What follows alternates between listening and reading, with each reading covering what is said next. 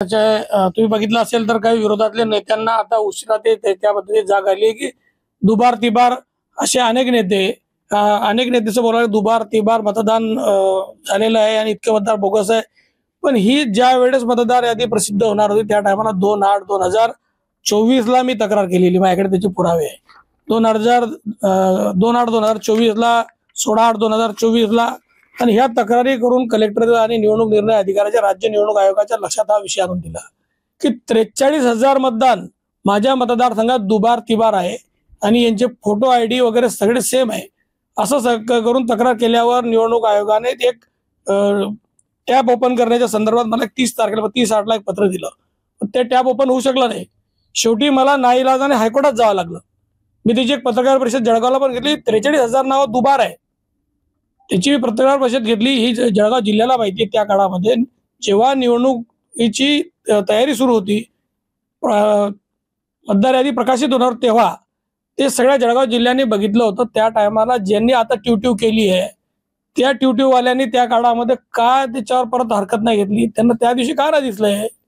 आता परत झालं सगळं, कोणतरी बोलतोय म्हणून काहीतरी आपण पराभवाचं खापर कोणावर फोडायचं प्रत्यक्ष, तर त्याच काळामध्ये ही तक्रार दिली पाहिजे होती। आज आता माझ्याकडे तर खूप डॉक्युमेंट आहे, जो बोलतोय ना त्याचे दोन दोन स्वतःचे हे वेगळे आहे। एक कोथळीला आपलं स्वतःचं नाव आहे, मुक्ताईनगरला एक वेगळं स्वतःचं नाव आहे, 2-2 ID वर 2-2 मतदान केले का? हे पुरावे काढायला नव्हतं का आम्हाला? आम्ही एखाद्या भगिनींच्या संदर्भामध्ये इतक्या स्तरावर जाऊ नये हा विचार करत असतो, पण किमान कुठेही काही निघालं म्हणजे आपण त्यात तोंड घातलं पाहिजे, काहीतरी बोललं पाहिजे। तर ज्या वेळेस वेळ होती त्यावेळेस बोललं नाही। महाराष्ट्राची निवडणूक असताना तुम्ही महाराष्ट्राच्या स्वतःला जर नेते समजता तर त्याच वेळेमध्ये ही चर्चा झाली पाहिजे, त्याच वेळेस आपल्याला हरकत घेता आली पाहिजे। आपल्या समोरच्या उमेदवाराने किंवा सन्मानित त्या नावाच्या आमदारांनी तक्रार केलेली होती, मग आपणही सहभाग नोंदवला पाहिजे, निवडणूक आयोगाकडे आपणही तक्रार केली पाहिजे। आता 8 महिन्यांना आपण जागृत झालो। जेव्हा कुठेतरी विरोधात काही लोकांना पराभवाचं खापर या विचार फोडायला लागले त्या टायमाला आपण जागृत झालो, पण असं नसतं।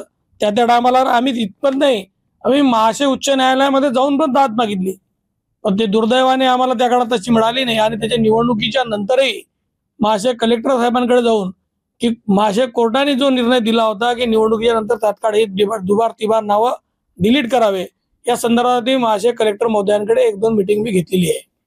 ही आता परत सांगण्याची गरज नाही, पण काही लोकांना पराभवाचं खापर फोडायचं असतं आणि मग ते त्या पद्धतीने फोडतात। त्याच्यात विजय झाला तर बोलायचं नाही, पराभव झाला तर बोलायचं। पण त्या काळामध्ये ज्या टायमाला ट्यूट्यू करतोय त्या टायमाला ते तोंडानेच बोलता आलं असं, जास्त बरं झालं असतं, तक्रार करता आली असती की जास्त बरं झालं असतं। आणि कोणाचे दुबार नाव आहे कोणाचे तिबार नाव आहे आजही मुक्ताईनगरच्या निवडणुकीच्या मतदार यादी आजही आहे, ते आम्ही त्या टायमाला हरकती घेतल्या आहे, त्याचे आजही पुरावे आहे। या सगळ्या गोष्टी असताना कशाला विनाकारण स्वतः ओढून घ्यायची गरज पडते कोणाला, असं मला वाटतं। आणि खऱ्या अर्थाने निवडणूक आयोगाने पण या दुबार तिबार नावांच्या संदर्भामध्ये अतिशय व्यवस्थित पद्धतीत घेऊन निवडणूक पारदर्शक व्हावी म्हणून प्रयत्न केला पाहिजे। आणि निवडणुकी पारदर्शक होण्याच्या दृष्टीने जिल्ह्यातून आता परत स्थानिक स्वराज्य संस्थेची निवडणुका लागणार आहे, त्या टायमाला कलेक्टर महोदयांनी पण हे परत होऊ नये म्हणून हा प्रयत्न केला पाहिजे।